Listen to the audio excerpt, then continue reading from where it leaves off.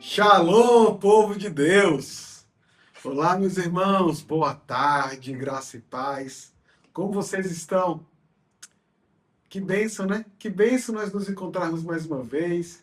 A gente tem caminhado aí, né, dia a dia, capítulo a capítulo, lendo e estudando as Escrituras Sagradas, mas também orando, louvando a Deus. E isso nós juntos, né? Virtualmente, mas juntos.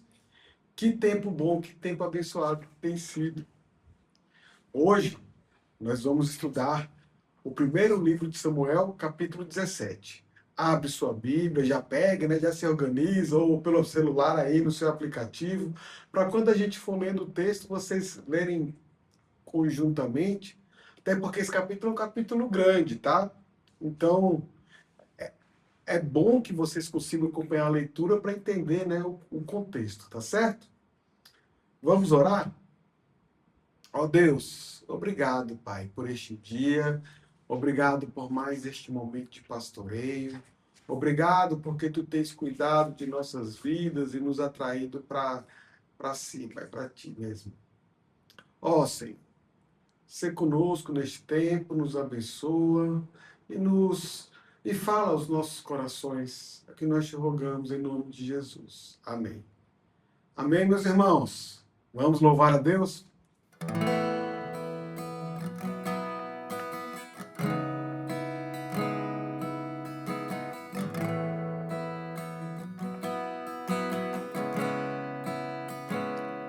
Maior amor que o mundo já provou, sofreu, morreu em seu a cruz pra me salvar. E até que eu veja tua face, tua graça é o que me basta, confio em ti. Viver eu quero para ver teu reino aqui. Meu coração anseia pelo teu agir. E até que eu veja tua face, tua graça é o que me basta, confio em ti. Viverei para amar-te, viverei para te louvar, viverei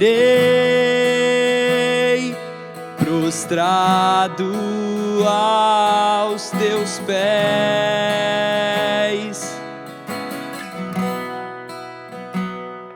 Por tua voz o mundo veio a existir. Tu és a vida, o Redentor que veio a mim. E até que eu veja a tua face, tua graça é o que me basta, confio em ti, em ti. Viverei para amar-te, viverei pra te louvar, viverei prostrado aos teus pés.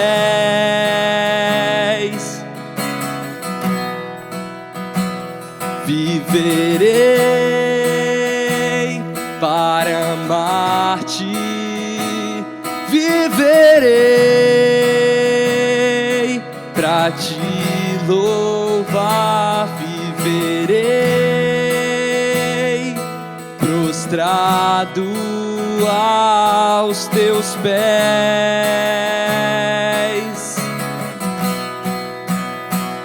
Tu és Deus, princípio e fim. Tu és Deus, precioso pra mim. Com meu coração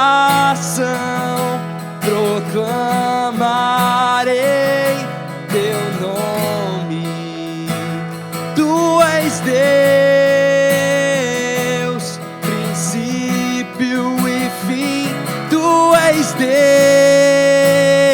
Deus, precioso pra mim. Com meu coração proclamarei teu nome.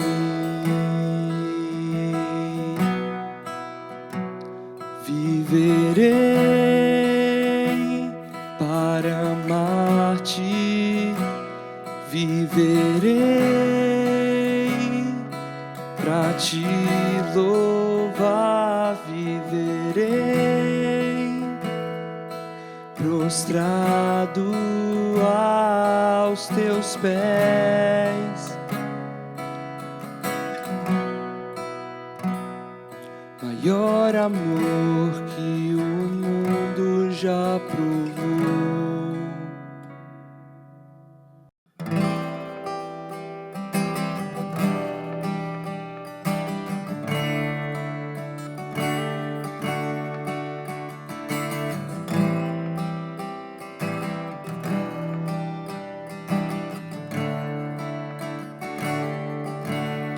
Só em Jesus encontro paz, é minha luz, o meu cantar, a minha força nele está.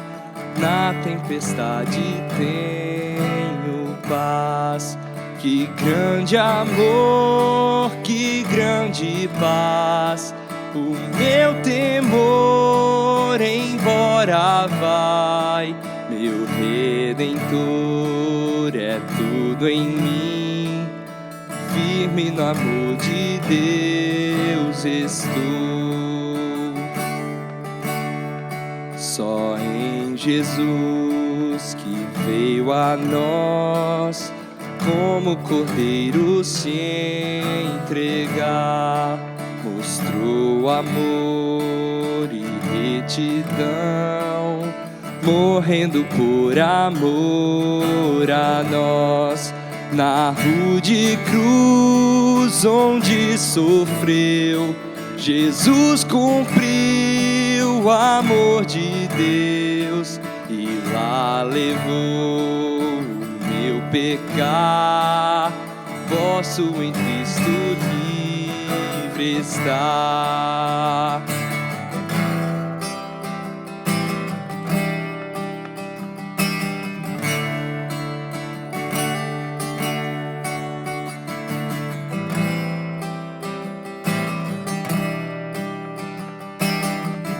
No túmulo seu corpo está.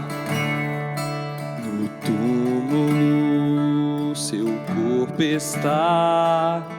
Todos pensavam acabou, até chegar o dia em que ele da morte ressurgiu e em vitória renasceu. Livrou-me dos pecados meus. Hoje ele é meu e dele sou. Seu sangue sobre mim ficou. A morte eu não temo mais. É o poder de Deus em mim. O meu viver e o meu morrer está no comando do meu Deus.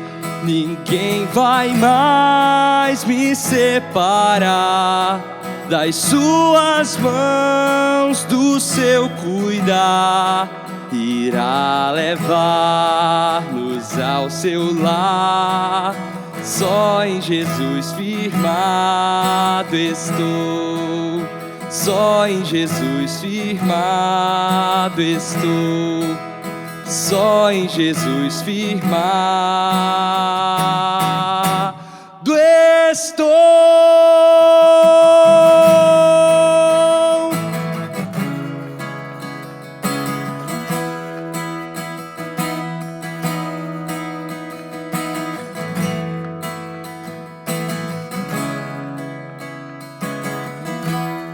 Bênção! Chegamos no nosso tempo de oração. E aí, antes da gente orar, deixa eu te perguntar como é que está a sua vida de oração, o seu tempo de intimidade com Deus, de apresentar as suas questões, né? Os seus pedidos, os seus clamores, mas também os seus agradecimentos, os seus louvores a Ele. Você tem orado pelos seus líderes espirituais, você tem orado pelos seus irmãos, você tem orado pela sua igreja, você tem orado pela sua família. Ore, meu irmão. Ore, minha irmã. Não deixe de orar. Isso faz parte da nossa vida. Aqui a gente sempre tem orado pelos mesmos motivos. E eu sempre peço, né? Coloca os motivos pessoais no chat para que eu possa orar por cada um de vocês aí durante a semana. Mas é isso, assim, coloquem seus motivos e orem também, né? Orem uns pelos outros, não deixem de orar, não cessem.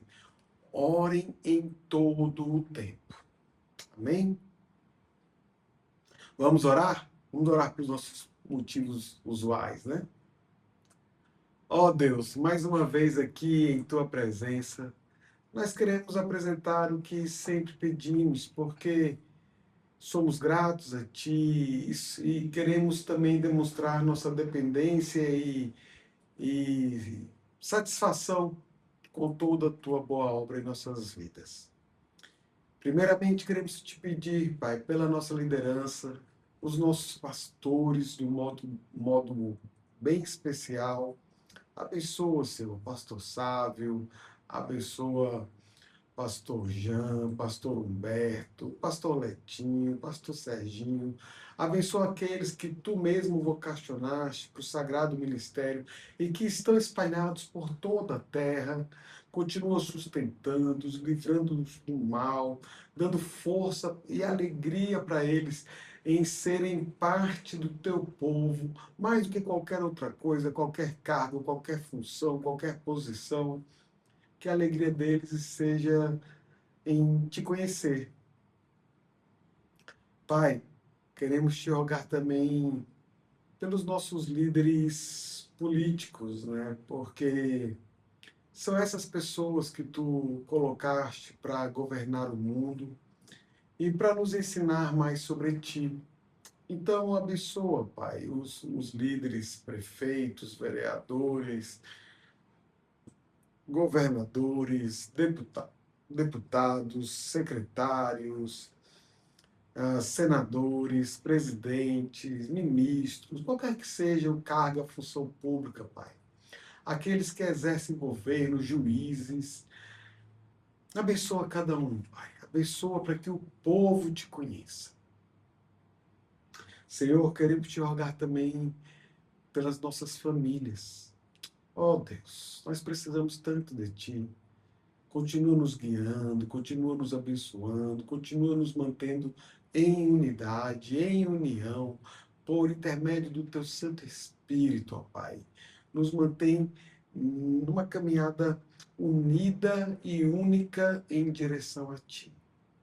Senhor, rogamos também por aqueles irmãos que estão distantes de Ti.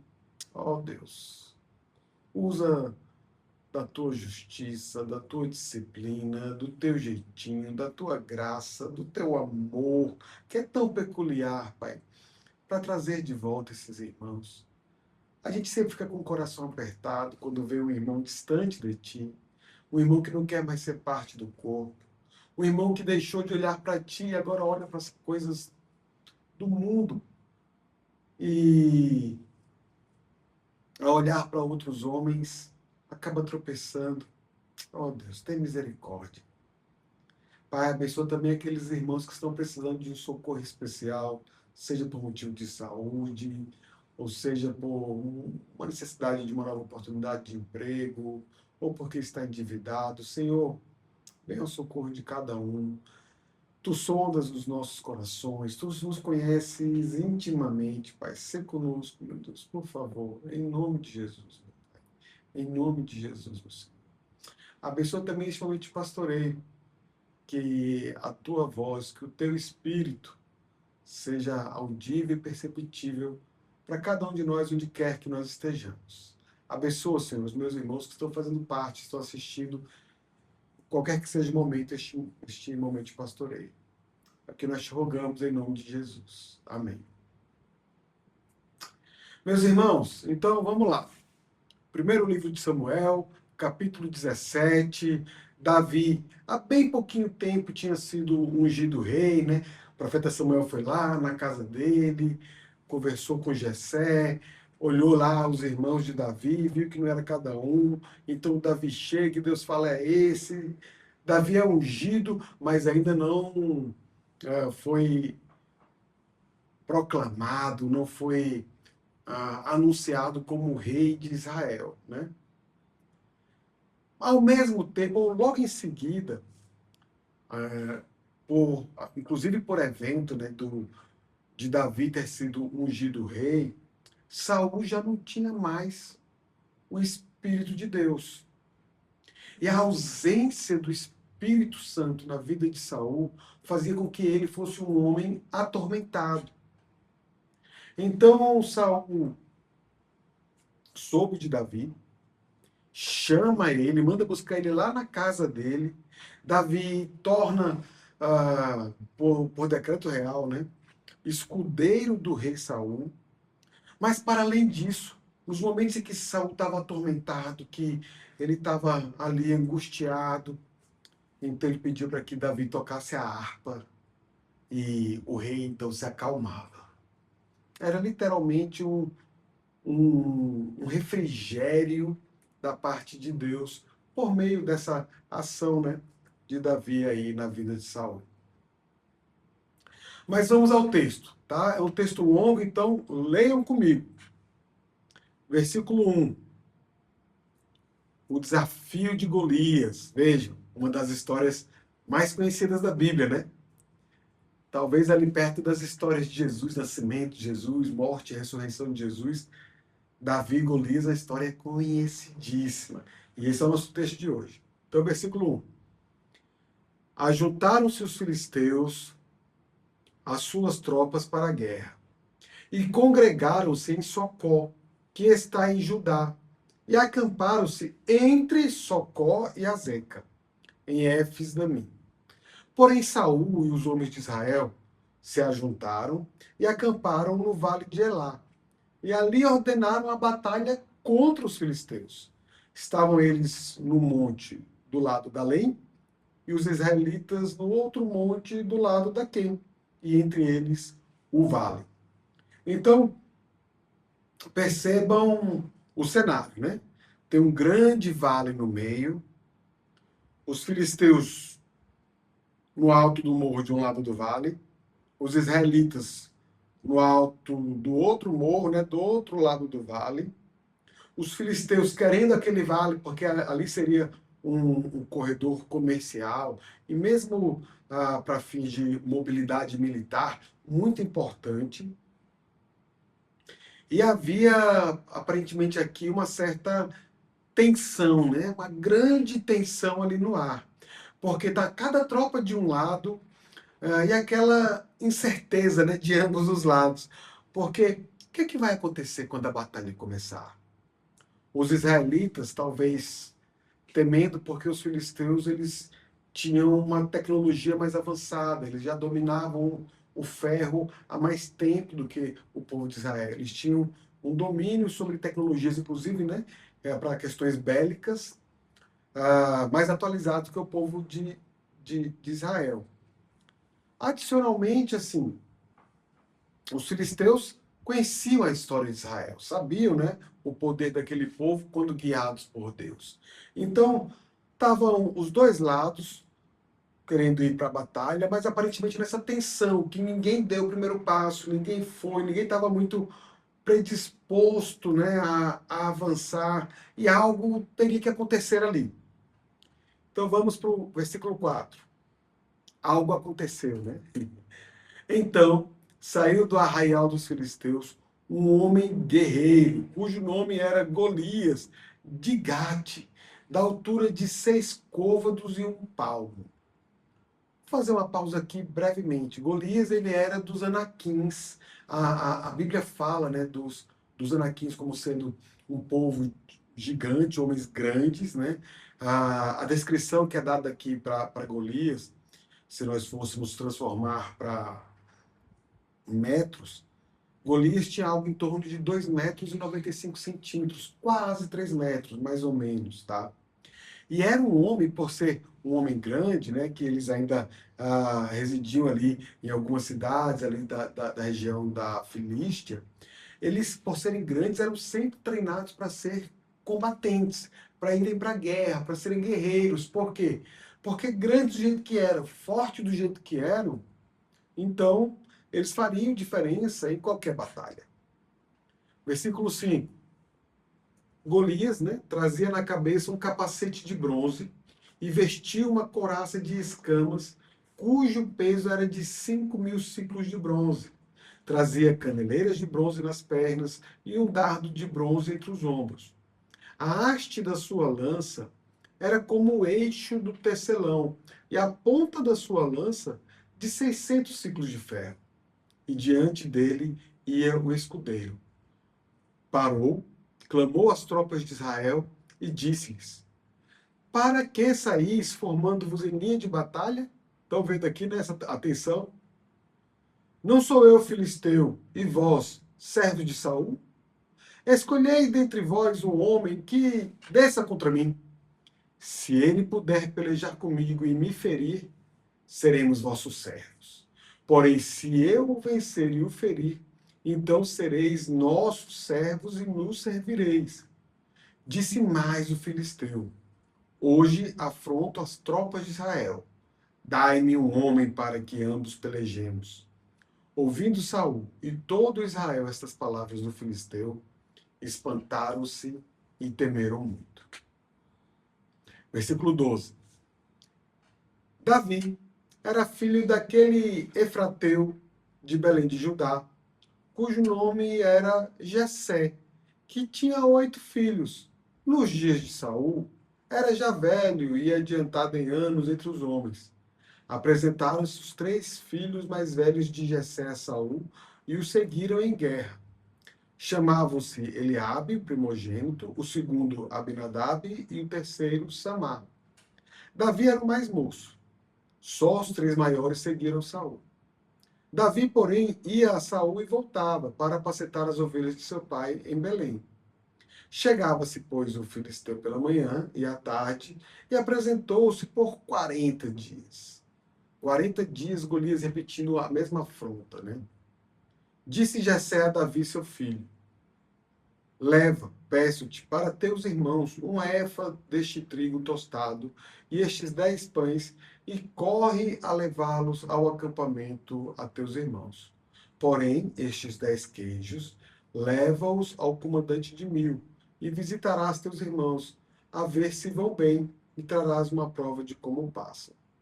Só um pequeno parênteses aqui, meus irmãos. A gente precisa lembrar que Israel era recém-organizada quanto monarquia, né? Então era um povo que ainda não tinha um exército bem estabelecido, com recursos, né, propriamente mantidos pelo Estado de Israel para suas tropas.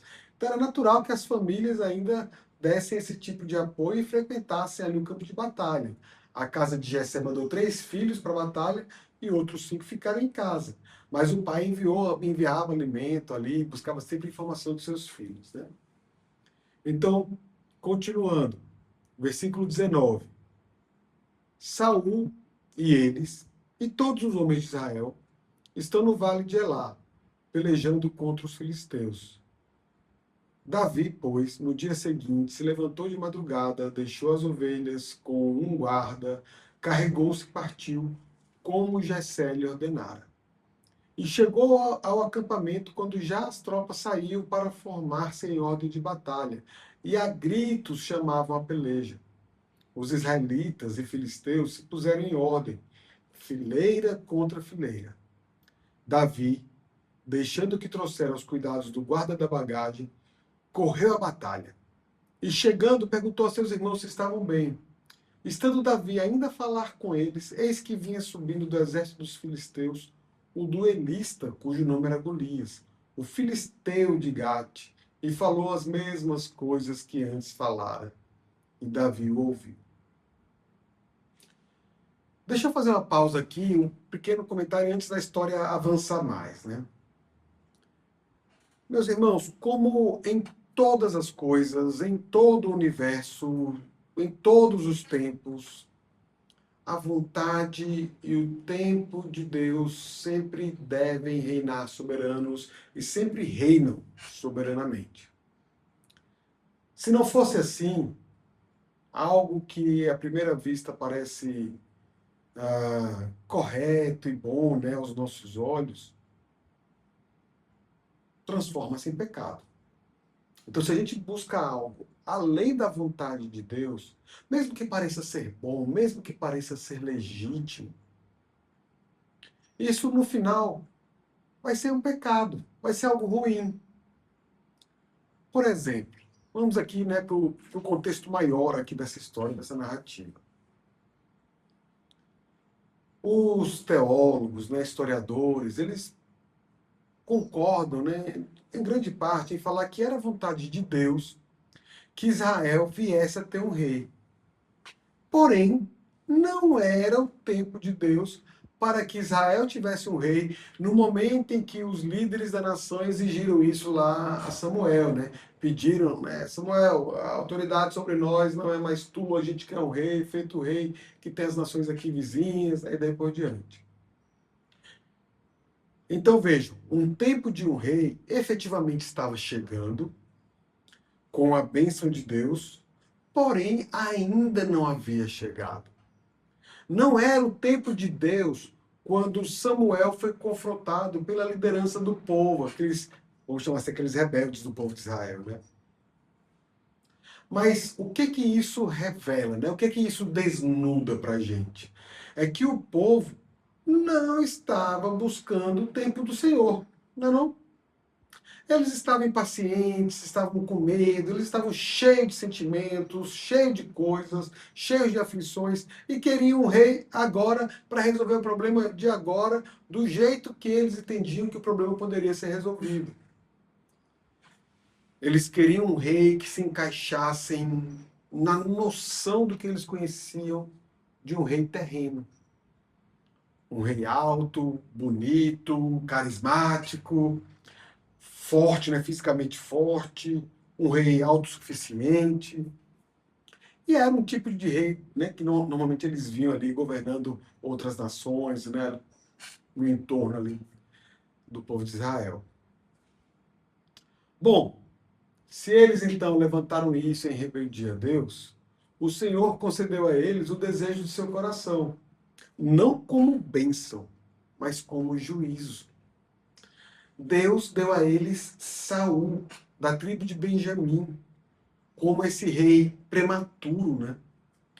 E isso foi porque o povo tinha a atitude errada, que acabaram com um homem errado, no tempo errado, um homem com os atributos errados e até mesmo vindo da tribo errada. Aqui em 1 Samuel 17, uma virada acontece, né? Ali em Belém de Judá, a gente viu que o novo rei havia sido ungido e Davi possuía os atributos que Deus exigia para um rei que fosse justo e que abençoasse o seu povo. Esse novo rei, né, Davi, ele foi ungido no tempo de Deus. Ele era o rei certo, no momento certo, com o caráter certo, com a atitude correta diante do Senhor. E se Saul era da tribo errada, Davi era da tribo certa, da tribo de Judá. Depois que Saul foi usado por Deus para demonstrar para o povo como é o rei errado dentro do reino de Deus, então agora o Senhor ia dar a eles o rei certo, para que eles, e para que nós também, né, a gente extrapolando, pudessem ver esse contraste gritante entre os dois e aprender com isso. Não é simplesmente o fato de ter um rei ou deixar de ter um rei. Não é, né, enfim, o tamanho, o porte, o carisma do rei que vão dizer se o rei vai ser bom ou não. Há muitas lições nesse contexto todo aqui pra gente. E talvez, né, um julgamento meu aqui, é que uma das principais lições é que a história avança. E esse avanço da história faz parte da vontade de Deus. E eu queria já fazer essa pergunta para vocês, né? Qual é o padrão aí de líder político que vocês querem? Tem algum padrão que poderia descrever um líder ideal? Um cara carismático, que se relacionasse bem com tal classe, com tal pessoas, com tal círculo, um que tivesse uma natureza mais voltada a questões diplomáticas ou bélicas, ou enfim, tem algo que você acha que seja bom para reinar sobre sua vida? Enquanto cristãos, meus irmãos, a nossa obrigação, ela não muda nunca. É a mesma que Salomão declarou lá no livro de Eclesiastes, Eclesiastes 12, versículo 13. De tudo que se tem ouvido, a suma é: teme a Deus e guarda seus mandamentos, porque isto é o dever de todo homem. Isso valia no tempo de Salomão, valia antes e vale nos nossos dias também. Não importa a época que a gente está vivendo, nem o lugar do mundo em que habitamos, como redimidos de Deus, cabe-nos seguir cuidadosamente a palavra escrita do Senhor. Obviamente que guiados pelo Espírito Santo, porque ele quem aplica em nós, né, a palavra de Deus. E nos faz entender essa aplicação, como a palavra de Deus ela fala as nossas vidas, qualquer que seja o estágio aí contemporâneo da história que nós estamos vivendo. Então, desde os dias de Davi em diante, conforme ordenado por um decreto divino, Israel deveria ser governado por um rei. Mas reparem o que foi que eu disse, desde os dias de Davi. Só que Saul já era rei, né? O nosso futuro eterno também é como membros de um reino. E por ser um reino, nós teremos um rei. Deus é o nosso monarca supremo. Será um reino espiritual, mantendo certa forma de atributos físicos, governado pelo Deus homem ressuscitado e que em breve voltará, que é Jesus, né? E como uma misteriosa combinação de Deus e do agente de Deus. Ainda assim, esse reino tangível, esse reino que é real, de perfeição e plenitude, existirá aqui na terra, né? A Nova Jerusalém. Davi, ele é então esse precursor do tipo de rei justo que governará para sempre sobre nós, os salvos do Senhor. Davi é essa sombra do que nós temos hoje em Jesus Cristo. Vamos voltar ao texto. Versículo 24.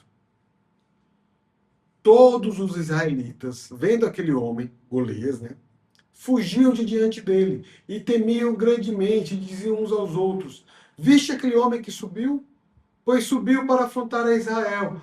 A quem o matar, o rei cumulará de grandes riquezas e lhe dará por mulher a filha, e a casa de seu pai isentará de impostos em Israel.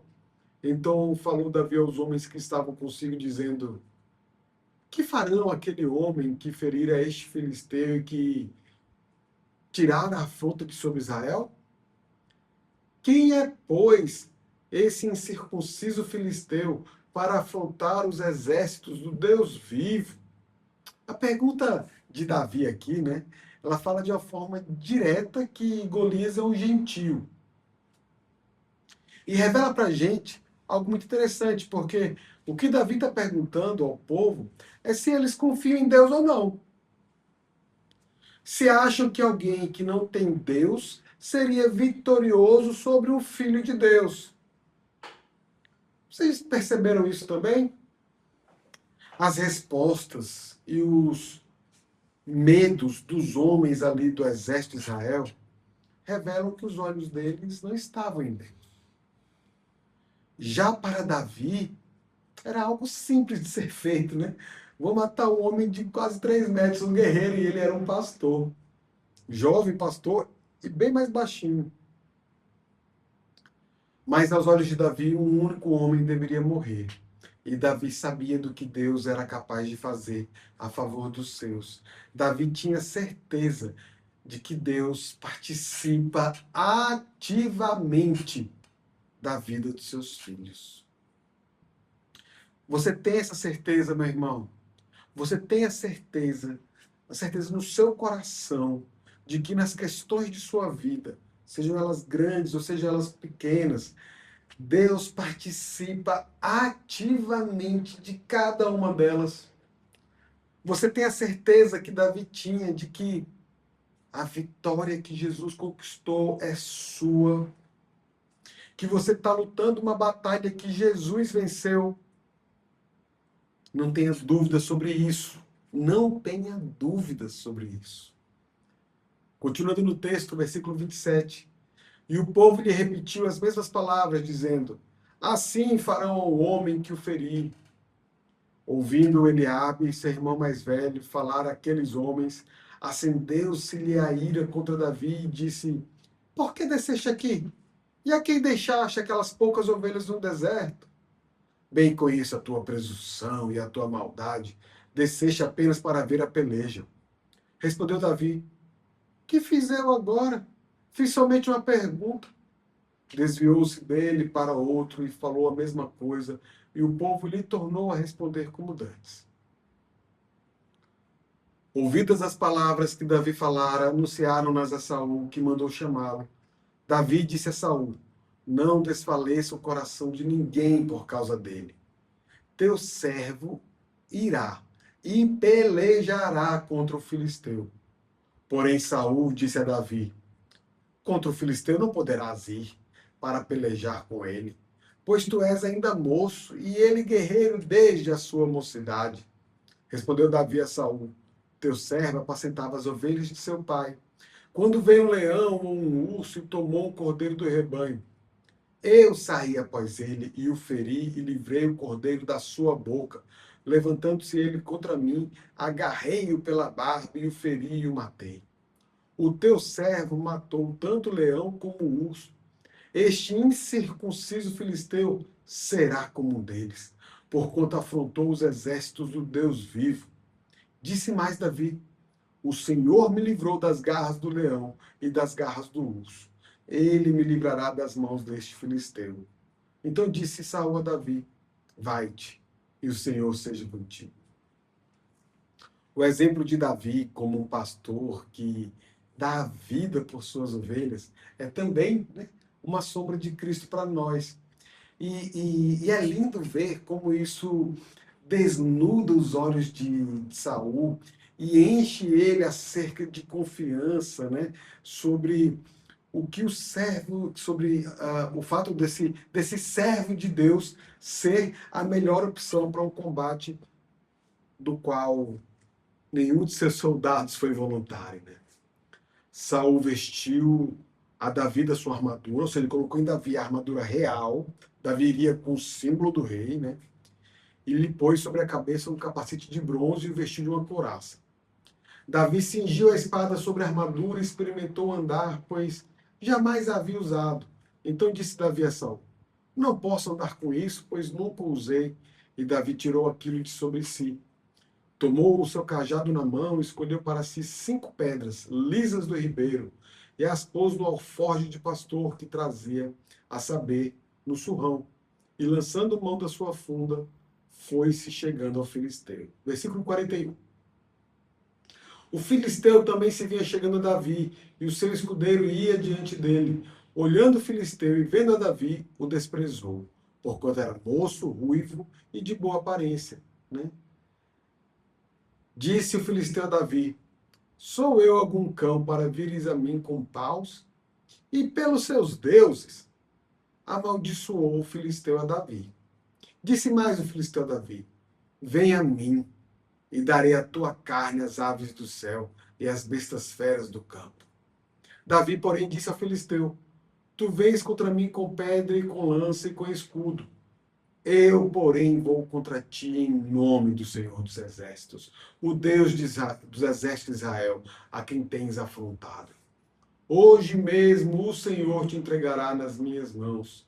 Ferir-te-ei, tirar-te-ei a cabeça e os cadáveres do arraial dos filisteus darei. Hoje mesmo as aves dos céus e as bestas feras da terra, e toda a terra saberá que há Deus em Israel. Saberá toda esta multidão que o Senhor salva, não com espada, nem com lança, porque do Senhor é a guerra. Ele vos entregará nas vossas mãos, nas nossas mãos. Sucedeu que, dispondo-se o filisteu a encontrar-se com Davi, este se apressou e, deixando as suas fileiras, correu de encontro ao filisteu. Davi meteu a mão no alforje e tomou dali uma pedra, e com a funda lhe atirou, e feriu o filisteu na testa. A pedra encravou-se-lhe na testa, e ele caiu com o rosto em terra. Meus irmãos, deixa eu só lembrar aqui para vocês que essa ação de Davi, esse acerto da pedra na testa, né, de Golias, não foi algo casual, não foi algo único, não foi algo aleatório. Obviamente foi algo de Deus, mas vamos relembrar Juízes capítulo 20, versículo 16. Entre todo este povo havia 700 homens escolhidos, canhotos, os quais atiravam com a funda uma pedra num cabelo e não erravam. Então vejam, Davi, ele era hábil no manejo da funda. O povo de Israel tinha tradição nisso. E era conhecido porque eram homens de guerra que usavam esse tipo de arma. Golias, ele não entendia muito bem, né, o homem pequeno, né, um bonitinho ali, um menininho bonitinho com aquele negócio, mas né, assim aconteceu. Voltemos ao texto, versículo 50. Assim, prevaleceu Davi contra o filisteu com uma funda e com uma pedra, e o feriu e o matou. Porém, não havia espada na mão de Davi, pelo que correu Davi, e lançando-se sobre o filisteu, tomou-lhe a espada, e desembainhou-a, e o matou, cortando-lhe com ela a cabeça. Vendo os filisteus que era morto seu herói, fugiram. Então os homens de Israel e Judá se levantaram e jubilaram, e perseguiram os filisteus até Gate e até as portas de Ecrom. E caíram filisteus feridos pelo caminho de Saaraim até Gate e até Ecrom. Então voltaram os filhos de Israel de perseguir os filisteus e lhes despojaram os acampamentos. Tomou Davi a cabeça dos filisteus e a trouxe a Jerusalém. Porém as armas dele pô-las Davi na sua tenda. Quando Saul viu sair Davi a encontrar-se com o filisteu, disse a Abner, o comandante do exército: de quem é filho este jovem? Respondeu Abner: tão certo como tu vives, ó rei. Não o sei. Disse o rei: pergunta, pois, de quem é filho este jovem. Voltando Davi de haver ferido o filisteu, Abner o tomou e o levou à presença de Saul, trazendo ele na mão a cabeça do filisteu. Então Saul lhe perguntou: de quem és filho, jovem? Respondeu Davi: filho de teu servo Jessé, belemita. Reparem, meus irmãos, que Golias, ele não conseguia perceber que aquele aparente pequeno desafio, né? Um jovem pequeno e ruivo e hebreu, né? Era, na verdade, a maior e última batalha da sua vida. Aquilo era uma batalha espiritual. Davi sabia, Golias não. Por sua vez, Davi não se amedrontou do tamanho de Golias, né? porque ele entendia claramente que Golias era apenas mais um desafio que Deus o colocara a viver, como foi o urso, como foi o leão, como diversas outras oportunidades, né? Para Davi, essa batalha, essa luta, era uma questão com Deus. Para Golias, era uma questão da rotina da vida, uma questão da vida dele aqui na terra. E eu queria concluir te fazendo algumas perguntas, né? Ou essa pergunta aqui para você. Como é que você encara os problemas que surgem rotineiramente na sua vida? São questões de agenda, são rotinas, né? São questões seculares, não tem a ver com a vida espiritual. É coisa minha, não precisa que Deus nem ninguém se meta nisso. Ou será que, assim como Davi, você percebe que tudo na sua vida pertence a Deus, inclusive seus desafios e dificuldades? Meu irmão, minha irmã, olhe para as questões da sua vida como Davi olhava para a vida dele. E para essa questão em específico, o gigante, que todos temiam, mas que Davi falava: se Deus é por mim nessa questão, isso é apenas mais uma questão, porque é Deus quem há de tratá-la. Amém? Vamos orar mais uma vez? Ó Senhor, obrigado, Pai, por Tua palavra. Obrigado porque Tu falas de tantas formas aos nossos corações. E o que nós queremos agora te clamar, Pai, ao final deste tempo de meditação, é que Tu nos dê um coração como o de Davi, um coração temente a Ti, um coração dependente de Ti e um coração confiante em Ti. Abençoa-nos assim, Pai. Derrama Tua graça e Tua misericórdia para que a nossa vida seja assim transformada. É o que te rogamos, em nome de Jesus. Amém. Vamos para o último louvor, meus irmãos.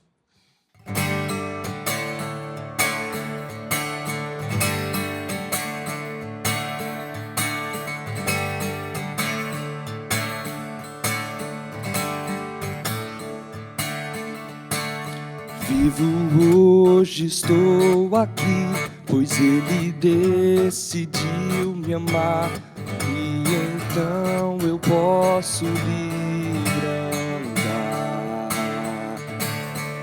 O seu sangue sobre mim me comprou, me restaurou, sem culpa então me tornou. O passado já não mais tem poder, pois novo sou, nele vou viver, posso amar. Toda a morte e o sofrer não me assustarão jamais, pois foi Ele quem venceu em meu lugar. Jesus Cristo, Rei dos Reis, nos trouxe a redenção, a esperança retornou, graça e paz nos revelou.